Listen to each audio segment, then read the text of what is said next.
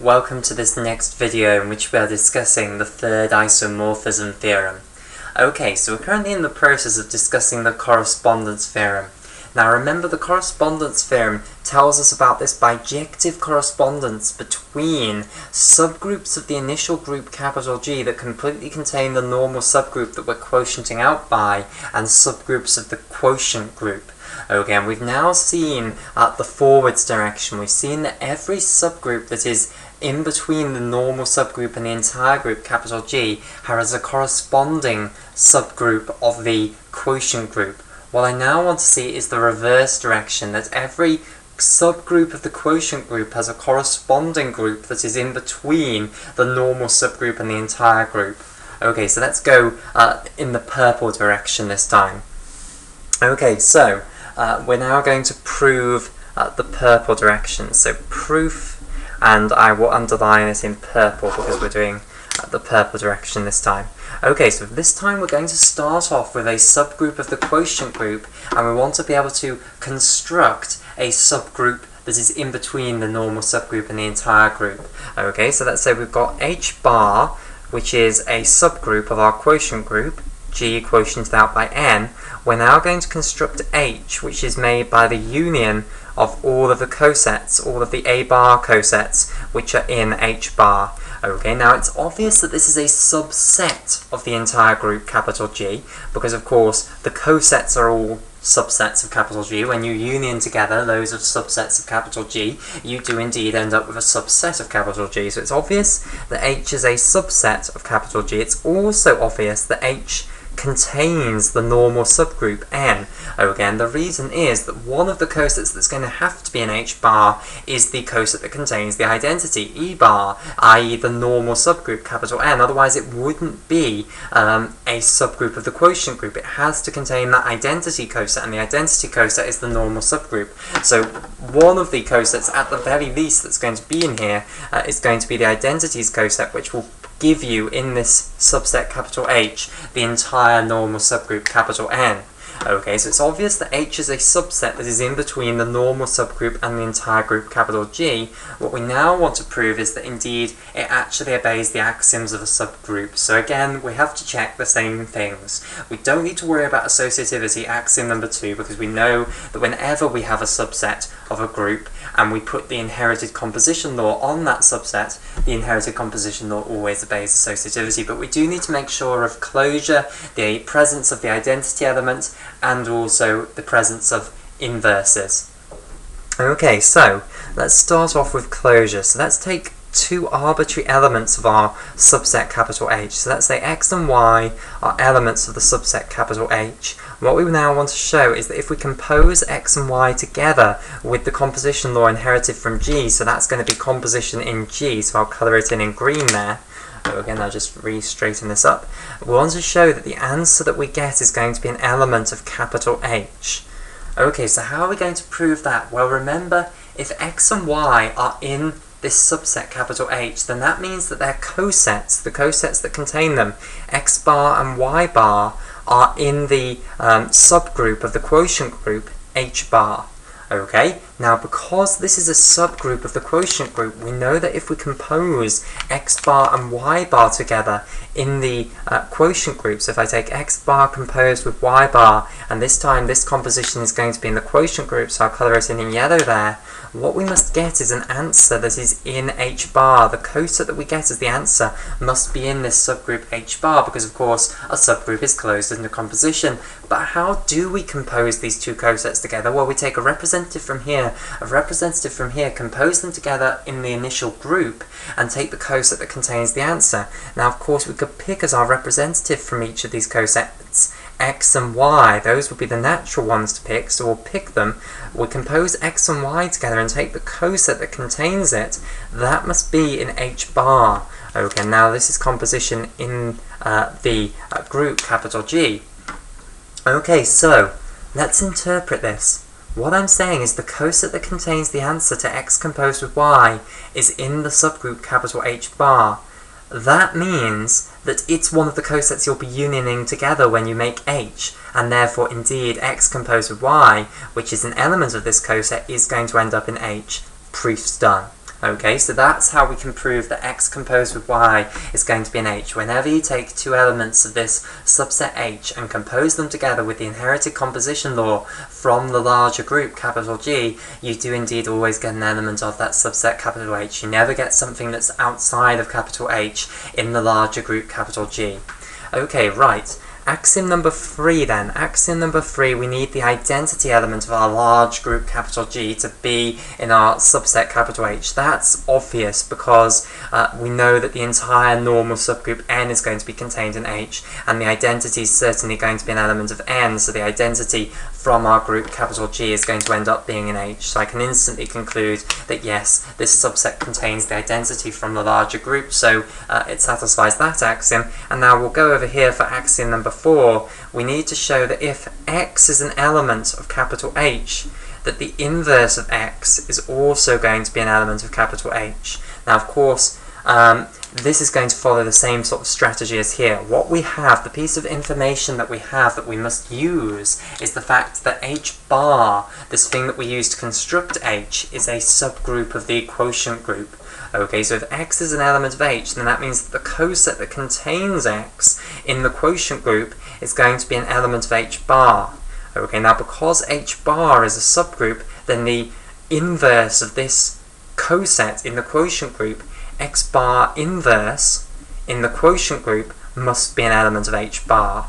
But we know that X bar inverse, the inverse of the X bar coset, is the coset that contains X inverse. So this now says that X inverse bar, the coset that contains X inverse in the initial group, is an element of H bar, i.e. that this is one of the cosets that we will union together when we produce H, and therefore one of the elements that will end up within H is indeed going to be X inverse, proving this here. So X inverse is going to end up in H. So indeed what we have now shown is that if you take a subgroup of the quotient group of G by N, what you can do is construct this subgroup of the initial group capital G, which completely contains the normal subgroup capital N. So indeed all subgroups of the quotient group do have a corresponding group that's in between the normal subgroup and the group capital G. Now, what I just want to point out to finish then this correspondence theorem is a few extreme examples. So if you actually pick H as the normal subgroup itself, because note, I'm not insisting that this has to be properly in between the two. It could be that H is actually equal to the normal subgroup. If you pick H as equal to the normal subgroup, what's the corresponding subgroup of the quotient group that you're going to get? Okay, well of course, just partition the normal subgroup up into the cosets of the normal subgroup. Which one coset do you get? You get the coset that contains the identity. You get the identity in the quotient group over here. So in fact what you end up with is this normal subgroup corresponds to the trivial subgroup over here, the subgroup that just contains the identity element over here. Okay, now the other extreme example, if H is actually equal to the entire group, then of course what's the subgroup over here that it's going to correspond to? Well, you'd partition the entire group here into the cosets of the normal subgroup, and you get every single coset. Okay, so you'd get the entire group. Okay, so this would be the subgroup that is the entire group. So those are the extreme examples corresponding to the two trivial subgroups. Well, the trivial subgroup is usually referring to the the subgroup just containing the identity element. This is the improper subgroup, the one that is equal to the entire group. Okay, so those are the extreme examples, just to add those in, that they also work if you're using this correspondence theorem. Okay, so finally, to complete my discussion of the correspondence theorem, what I want to show you is that normal subgroups here correspond to normal subgroups here, i.e. if I add a little alteration here, if I now insist that this subgroup H, that is a subgroup of G that contains the normal subgroup, is actually going to be a normal subgroup of G itself. Okay, and I don't want to ruin this picture, so I'll add it over here. So N is now obviously still going to be a normal subgroup in H, but now H is going to be a normal subgroup in G. Then my claim is that now the subgroup that corresponds to it, H bar, which is going to be a subgroup of the quotient group here, is now going to be a normal subgroup of the quotient group. Okay, and vice versa. If I've got a normal subgroup over here, then the corresponding subgroup in between these two is going to be a normal subgroup in G. Okay, so this is what I now want to prove, that normal subgroups correspond to normal subgroups. Okay, so firstly, let's do it again for the forwards direction here, the red direction here. Okay, so I'm just wondering whether to try and squeeze this in here or go over onto the other side. Okay, I think I'll go over onto the other side where we've got more space. Okay, so we're going to now have, I'll just copy this out again, we've got some subgroup H, which is going to be a normal subgroup in G, and we want to prove that the corresponding subgroup in the quotient group is actually going to be a normal subgroup of that quotient group. Okay, so the corresponding subgroup in the quotient group is of course going to be H quotiented out by N, and we want to prove that this is going to be normal in the quotient group G quotiented out by N.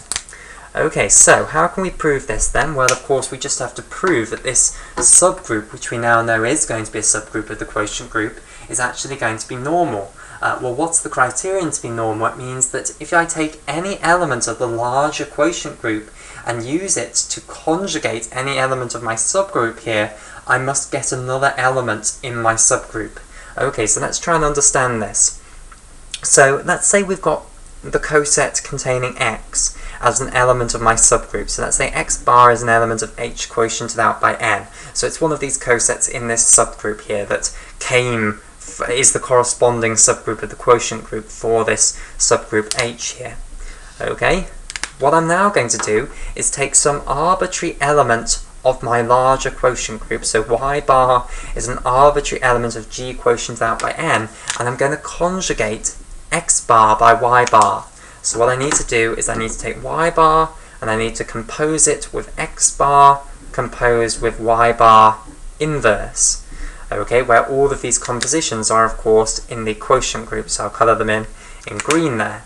Now we know that y bar inverse will be the coset that contains y inverse, so y inverse bar. So that's the first thing to add in here. Okay, now to actually work this out, and the reason I haven't bothered to put brackets in there, of course, is because we know that composition is associative, so we don't need to worry about brackets. So the way, of course, that I'll end up working this out is I'll just take a representative from all three of these and compose those representatives together in the initial group. Take sensible representatives, because we know it's well defined, so we might as well take sensible representatives. So we'll have y, x, and y inverse. So we're now composing y with x and then composing that with y inverse, and again I don't need to bother putting in brackets because I know everything's associative. Okay, and we'll just take the coset that contains the answer. Okay, all very straightforward. Now, we know that H is a normal subgroup in G. What do we know about these elements here? X is going to be an element of the subgroup capital H. Of course it is, because x bar is an element of H quotiented out by N, so this representative of this coset must have been in the subgroup capital H. Y bar is some arbitrary element in the quotient group of G quotiented out by N, which means that what we can conclude about Y is that it's just an arbitrary element of the group capital G. Okay? But that's all we need to be able to conclude, because look, I'm now just conjugating x by this element y. Because I know H is a normal subgroup in G, I know that what will I get here? I will get some answer in H. This y composed with x composed with y inverse, this is some element of capital H. Whatever it is, it has to be in capital H, because H is a normal subgroup of G. Okay? And therefore you are asking for a coset of an element that is in H. So of course this coset will end up being in H quotiented out by N. Okay, which is exactly what we wanted to show. We wanted it to be the case that whenever we took a coset in this subgroup of the quotient group and conjugated it by any other coset in the larger quotient group, that we got something that was back within the subset, or rather the subgroup. So indeed, this is exactly what we needed to prove in order to prove that this subgroup of the quotient group was indeed a normal subgroup. So I've now proven that if the subgroup that is in between the normal subgroup and the entire group is a normal subgroup of the entire group, its corresponding subgroup of the quotient group will be a normal subgroup of the quotient group. Okay, what we now want to do is go in the reverse direction. Let's say that we have a subgroup of the quotient group which is a normal subgroup. So let's say H bar here is a normal subgroup of the quotient group of G quotiented out by n. What we now want to prove is that the corresponding subgroup that is in between the normal subgroup and the entire group capital G is a normal subgroup in G. Okay, so we now want to go this way, from here to here. Okay, so what we now need to prove then is that if I take an arbitrary element of H and conjugate it by an arbitrary element of the group capital G, that I get an element of H back again. And the argument's going to be very similar to this, just in reverse. Okay, so let's take X, which is an element of capital H. Let's take Y, which is an arbitrary element of capital G. And what we want to consider is Y composed with X composed with Y inverse, and I've missed out the composition symbols, but so I'll just put those back in. Y composed with X composed with Y inverse, just to make this absolutely obvious. Okay, and of course these compositions are in the group capital G. Okay, right, so how are we going to show then that this answer, whatever it is in capital H? I don't want to know what the answer is, I just want to know that it has to be in capital H, i.e. that whenever I conjugate any element of capital H by any element of the larger group, I get something back in capital H. That's the normal criterion. Okay, how am I going to do it? Well, of course, I'm going to use the fact that H bar is normal in the quotient group of G by n. Okay, so if X is in H, then of course the coset that contains X is going to be in H bar, because remember the way we constructed H was we union together all of the cosets in here. If X is an element of that, it must have been in one of the cosets that was in H bar, so X bar must be in H bar. Okay, Y is just some arbitrary element of the group, so all I can conclude is that Y bar is a coset in the quotient group G quotiented out by n. Okay, what I now know is that if I conjugate the coset X bar by Y bar in this quotient group, I will end up with something back in H bar. So Y bar composed with X bar composed with Y bar inverse, but of course we know that's just Y inverse bar. Okay, in the quotient group, so I'll colour these in yellow here, is going to be something in H bar. But of course, how would you work that out? You take a representative from here, a representative from here, a representative from here. Which ones is it obvious to use to try and prove this? Well, we'll use Y, X, and Y inverse. Okay, and then we take the coset that contains the answer to Y composed with X composed with Y inverse in the initial group capital G, and I'm saying that that coset is in H bar. Now, what does that tell me? Well, if the coset is in H bar, then this element must be in H. Okay, this must be in H, because if this coset is in H bar, then when I union all these cosets together to make H, I will end up with this element that's in that coset being in H, and therefore I can indeed conclude that Y composed with X composed with Y inverse is going to be an element of H. So whenever you do indeed conjugate any element of this corresponding subgroup capital H by an element of the larger group capital Y, from an element of the larger group capital G, you will actually end up with something that's back in the subgroup capital H. So this will be a normal subgroup. Okay, so indeed what we've now proven is not only do these subgroups correspond to one another in this bijective manner, but normal subgroups correspond to normal subgroups. Okay, so that's the completed correspondence theorem. In the next video, what we will actually discuss is the third isomorphism theorem, which relies completely on the correspondence theorem, a good understanding of the correspondence theorem.